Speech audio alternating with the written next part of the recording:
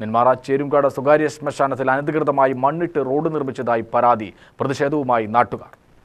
നെന്മാറ അളുവശ്ശേരി മാട്ടുപാറ മനങ്ങോട് പാലപ്പറമ്പ് തുടങ്ങിയ പ്രദേശങ്ങളിലെ 500ഓളം കുടുംബങ്ങളുടെ ശ്മശാനമാണ് സ്വകാര്യ വ്യക്തി മണ്ണുകടത്തിനായി മണ്ണിട്ട് റോഡ് നിർമ്മിച്ചതെന്നാണ് പരാതി.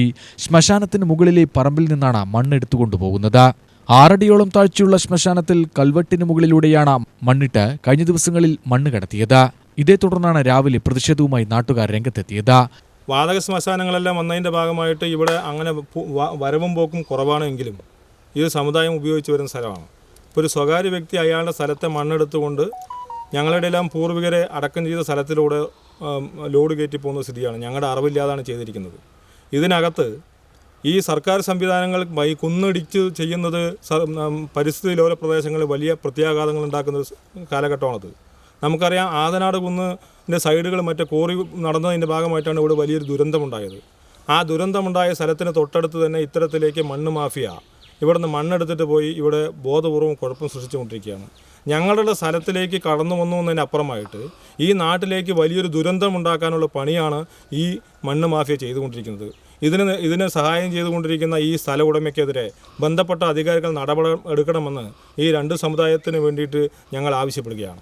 ഇതു സംബന്ധിച്ച ജില്ലാ കളക്ടർക്കും വില്ലേജ് ഓഫീസർക്കും പോലീസിനും പരാതി നൽകിയതായി പ്രദേശവാസികൾ പറഞ്ഞു. അടക്കം ചെയ്തതിൻ്റെ മേലിൽ കൂടിയാണ് ഈ വണ്ടി പോയിട്ട് അതെല്ലാം കേടുവരുത്തിയിരിക്കുന്നത്.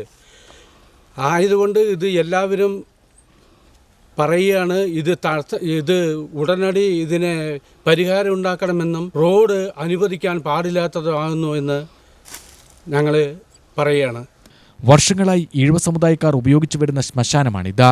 മറ്റ് സമുദായക്കാരുടെ ശ്മശാനവും സമീപത്തായുണ്ട്. ശ്മശാനം സംരക്ഷിക്കുന്നതിൻ്റെ ഭാഗമായി ഞങ്ങൾ കെട്ടിവെച്ചിട്ടുള്ള കല്ലുകെട്ടിൻ്റെ മുകളിലൂടെ കൃത്രിമമായി വഴി സൃഷ്ടിച്ച് ഞങ്ങളുടെ പൂർവികരുടെ ബോഡിയുടെ മുകളിലൂടെയാണ് ഈ വണ്ടി പാസ് ചെയ്തുകൊണ്ടിരിക്കുന്നത്. മണ്ണൊലിപ്പ് തടയാൻ വേണ്ടി ഞങ്ങൾ ചെയ്ത സാധനമാണ്, ഇത് സംരക്ഷിക്കാൻ വേണ്ടി ചെയ്തതാണ്.